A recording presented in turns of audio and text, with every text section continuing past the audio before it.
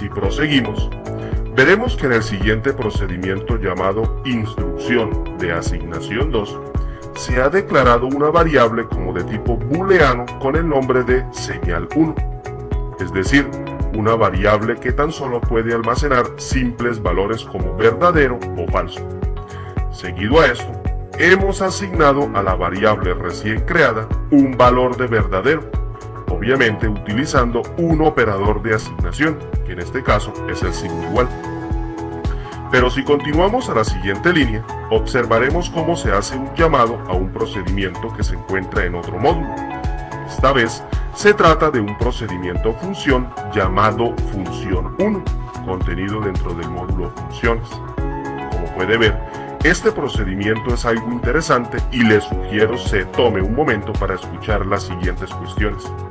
Primero, observe cómo el presente procedimiento contiene dos sentencias que son instrucciones de asignación, es decir, la segunda y la tercera línea.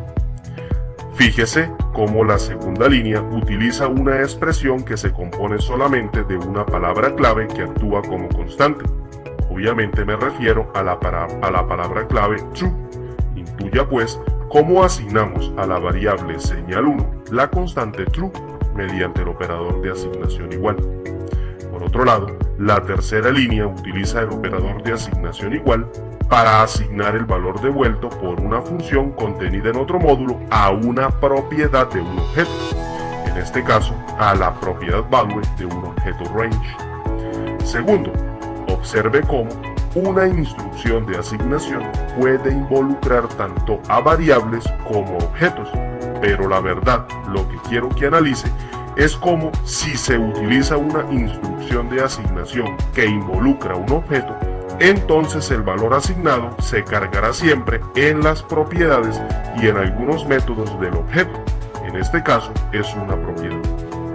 Tercero, note que la expresión de la tercera línea califica el módulo que contiene la función, es decir, identifica que el procedimiento función está contenido dentro del módulo llamado funciones. Obviamente, usted debe intuir que el nombre del procedimiento función al que se hace referencia en la expresión es por supuesto función 1. Fíjese cómo le pasamos a la función el contenido de la variable llamada señal 1, es decir, le pasamos a la función su argumento, que en este caso es un valor de verdadero. Abramos el módulo funciones y veamos lo siguiente. Aprecie cómo el módulo funciones contiene un único procedimiento llamado función 1 y que es de tipo booleano y además también recibe un argumento de tipo booleano. Por otro lado, observe que lo único que hace esta función de tipo pública es negar el valor que trae contenido el argumento y asignárselo a la misma función. Obviamente, usted debe saber que este valor es lo que la función va a retornar. Intuya pues cómo las expresiones usan funciones, las cuales pueden ser funciones integradas en Visual Basic, funciones de hoja de trabajo de Excel o funciones personalizadas que hayamos programado nosotros mismos en Visual Basic, en la cual esta última es nuestro caso. Por tal motivo, si regresamos al módulo anterior y ejecutamos el procedimiento llamado instrucción de asignación 2 y luego pasamos a la hoja de Excel, notará cómo se ha volcado en la celda respectiva un valor de falso, la cual, como podrá concluir, es la negación del valor contenido en la variable, producto de utilizar la función. Hagámoslo.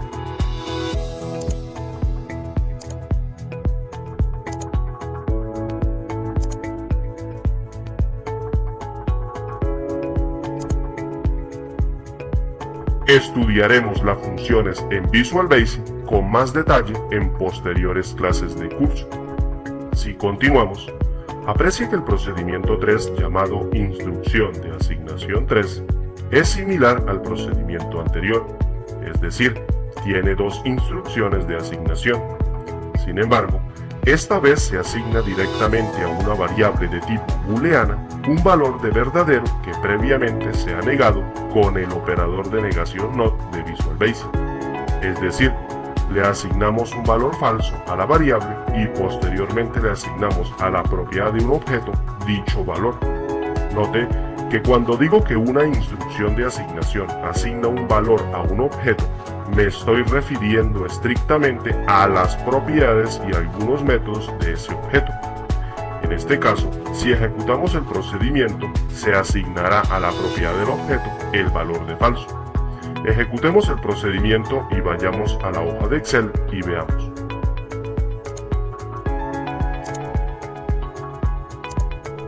Como ven, se ha incrustado el valor de falso en la celda D3. Por último, si aprecia el procedimiento llamado instrucción de asignación 4, verá que ahora utilizamos del mismo modo dos instrucciones de asignación, pero esta vez una de las instrucciones de asignación nos sirve para controlar un bucle que contiene una sola línea dentro de él. Dicha línea también es otra instrucción de asignación. Sin embargo, esta vez la instrucción de asignación contiene como expresión una operación que manipula caracteres. Dicho de otro modo, cada vez que el bucle se ejecuta, la expresión realiza un cálculo que toma el contenido de la celda D4 y le suma el valor contenido a la variable X que controla el bucle y posteriormente asigna el valor devuelto a la misma celda D4. Pero además fíjese que la expresión utiliza una función interna de Visual Basic llamada SSTR, que se encarga de convertir a texto o cadena todo el contenido numérico que existe dentro de la celda y la variable. Así que prácticamente lo que se está haciendo es una concatenación de los números del 1 al 5. Un poco confuso, ¿verdad? Pero no se preocupe, que dedicaremos una buena cantidad de clases para explicar los bucles y el uso de muchas funciones internas de Visual Basic. Así que ejecutemos el procedimiento y veamos lo que sucede.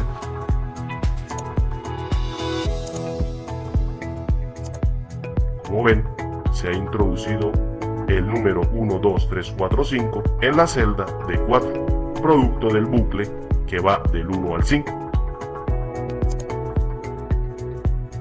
Como puede ver, las instrucciones de asignación es algo que no podía dejar pasar y mucho menos postergar a las siguientes clases, ya que este concepto es el fundamento o insumo que se necesitará cuando tratemos temas base como bucles, construcciones de decisión y otros conceptos clave que son necesarios para que usted se convierta en un buen programador de esta potente herramienta ofimática.